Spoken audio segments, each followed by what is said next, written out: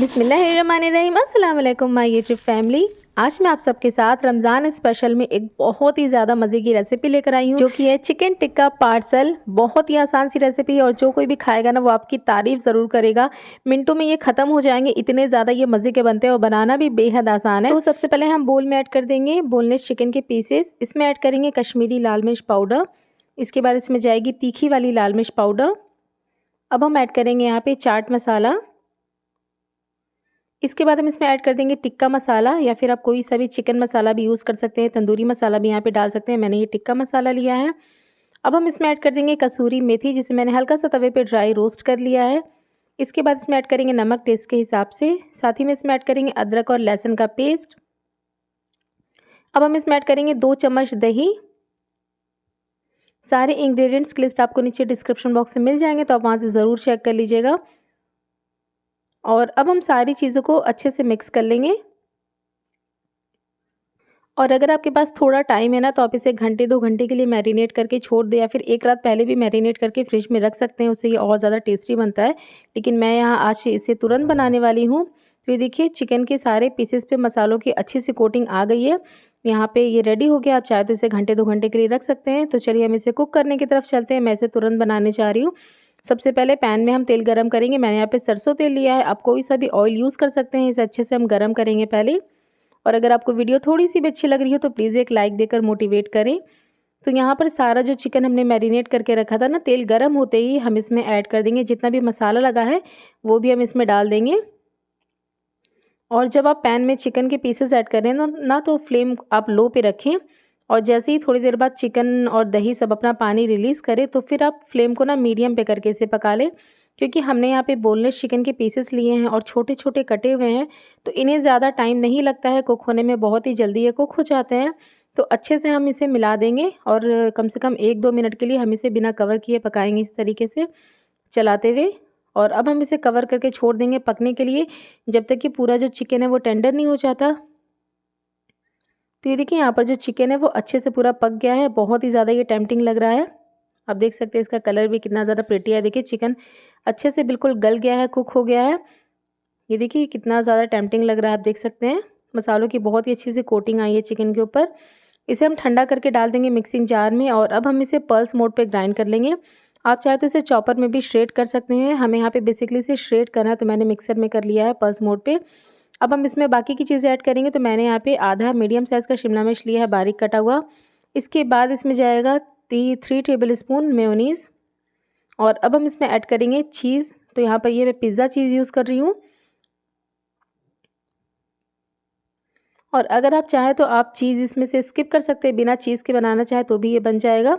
लेकिन चीज़ ऐड करेंगे तो ये इसका जो टेस्ट है वो और ज़्यादा इन्हेंस हो जाएगा। बहुत ही मज़े का लगता है ये चीज़ डालने के बाद। बिना चीज़ के भी आप इसे बना सकते हैं। तो यहाँ पर मैंने चीज़ भी इसमें ऐड कर दिया है। सारी चीज़ों को अब हम अच्छे से मिक्स कर लेंगे। बहुत ही ज़्यादा चटपटा, क्रिस्पी और मज़े का बनता है ये। तो आप एक बार इसे इफ्तार में ज़रूर ट्राई करिएगा। बहुत ज़्यादा ये पसंद आएगा आपको और आपके मेहमानों को। तो ये देखिए यहाँ पर सारी चीज़ों को मैंने अच्छे से मिक्स कर लिया है। ये हमारी जो स्टफिंग है वो रेडी हो गई है। तो चलते हैं नेक्स्ट स्टेप की ओर।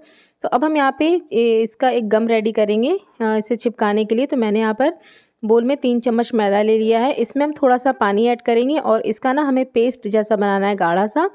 यहाँ पे हमें पतली स्लरी अभी नहीं बनानी है, गाढ़ा सा पेस्ट बनाएंगे जो हमारे ब्रेड को स्टिक करने के काम आएगी। तो ये देखिए यहाँ पर मैंने इसका गाढ़ा सा ये देखिए पेस्ट बना लिया है। तो इसे भी हम साइड में रखते हैं। अब हम यहाँ पे ले लेंगे ब्रेड क्रम्स। ये मैंने ना ब्रेड के एजेस जो निकलते हैं उनको ग्राइंड करके बनाया है। यहाँ पर ये देखिए मैंने सारे ब्रेड स्लाइस ले लिए हैं और इसके ना मैंने एजेस को कट करके निकाल दिया है। सारे जितने भी एजेस थे उन्हें कट करके निकाल दिया है और उसी से मैंने ये ब्रेड क्रम्स भी बना लिया है मिक्सर में ग्राइंड करके। और अब हमें यहाँ पर ब्रेड को बेल कर पतला कर लेना है। ऐसा करने से इसकी जो साइज़ है वो भी बढ़ जाएगी। और जब हम इसे फ्राई करेंगे ना तो ये तेल भी बहुत ही कम एब्जॉर्ब करती है, बिल्कुल भी ऑयली नहीं लगेगा आपको स्नैक जो आप बनाएंगे। तो यहाँ पर हम इसे बेल के पतला कर लेंगे।